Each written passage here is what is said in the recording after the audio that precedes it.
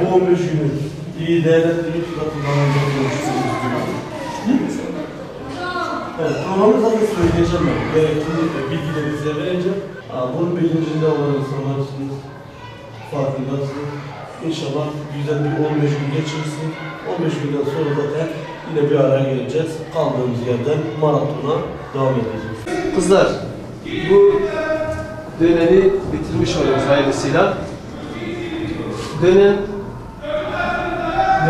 sonlandırırken, sizinle vedalaşırken karneleri dağıtacağız birazdan. 15 tatilde ne yapmanız gerektiğini az önce biraz dile getirdik yine. Bol bol kitap okuyun, düşük aldığınız dersleri telafi etmeye çalışın ve bol bol aile ziyaretlerine, akraba ziyaretlerinde bulunun. Ama kitap okumayı ihmal etmiyoruz. Başarıların devamı diliyorum.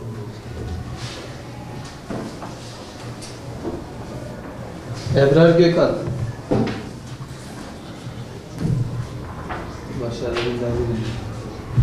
Nursima Tetik.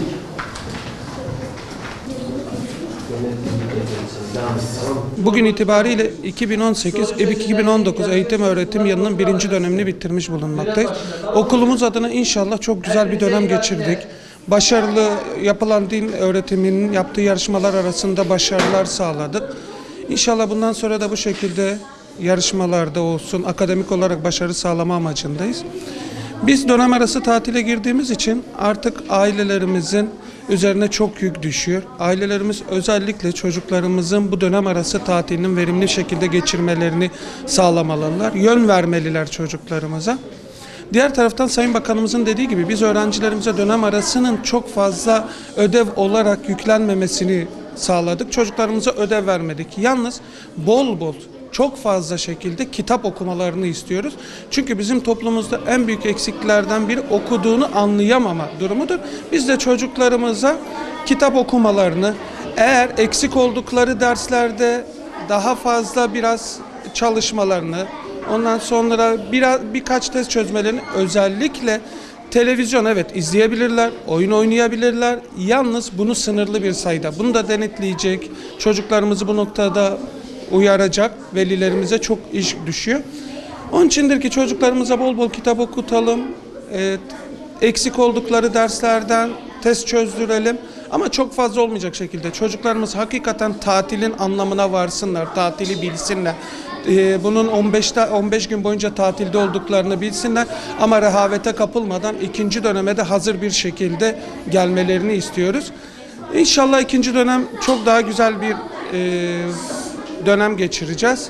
Biz çocuklarımız gün boyu oyun oynasınlar, gün boyu ders çalışsınlar demiyoruz. Hem oyunu, hem ders çalışmayı, hem televizyonu, hem sosyal aktiviteleri bir anda götürebilecek bir program sağlansın. Onu da sağlayacak kişiler annelerimiz. Bunu uygun bir şekilde çocukları çok sıkmadan, yormadan, tatilin anlamında bilsinler. Eksik oldukları karnelerine göre, okuldan aldıkları notlara göre eksik oldukları dersleri telafi etme amacıyla test olsun, konu tekrarı olsun, defterlerinde işlenen yazıları, işlenen konuları tekrarlamaları noktasında onları o şekilde uyarmaları lazım.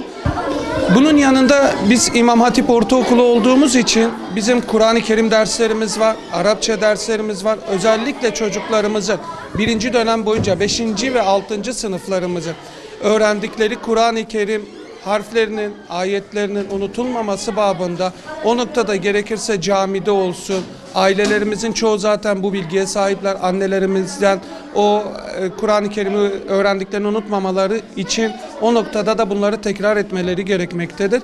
Arapça ise zaten öğretmenlerimizin tuttuğu defterleri öğrencilerimizin tekrar etmesi, kitaplarında geçen alıştırmaları çözmeleri Arapçada öğrendiklerimizin unutulmaması için yeterli olacaktır. Bu noktada özellikle tekrar yineliyorum.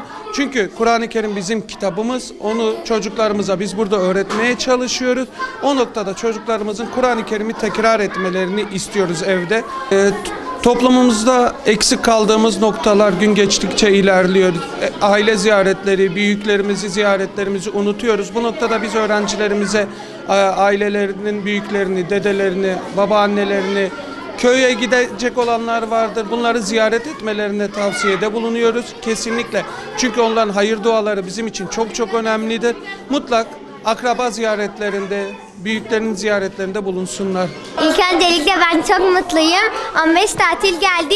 15 tatil içerisinde arkadaşlarımı çok özleyeceğim. Ailelerimi ziyaret edeceğim. Eksik olduğum notları da düzelteceğim. Teşekkür aldım şu an. Takdir alacağımı bekliyordum. Çok üzüldüm. Notlarım yani bazıları kötü, bazıları iyi. Kaç puanla taşıyordun takdiri? 3. İnşallah ikinci dönem puanlarımı yükseltip takdir alacağım. Bugün karnemi aldım, teşekkür belgesi aldım ama takdir almak istiyordum ama üzüldüm. İkinci dönem düşük aldığım notları telafi edip takdir alacağım. Kendime güveniyorum bir de. Yaşasın!